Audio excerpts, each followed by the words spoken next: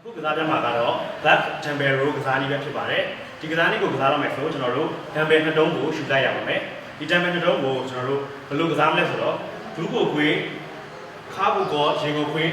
တင်ကိုကောက်ပြီးတော့ခဏကို position ကိုဒီလိုမျိုးနေလိုက်ရပါမယ်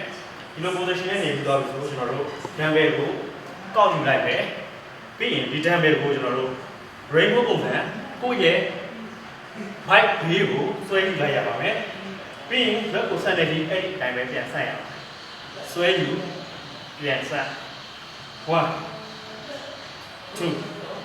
အဲ့ဒီလိုဆွဲယူပြန်ဆက်ပြီးကစားရပါမယ်ကျွန်တော်တို့ရဲ့ left muscle တွေကိုထိရောက်စေတဲ့ကစားနည်းပဲဖြစ်ပါတယ်ကျွန်တော်အစမ်းတစ်ခေါက်ကစားရပါမယ်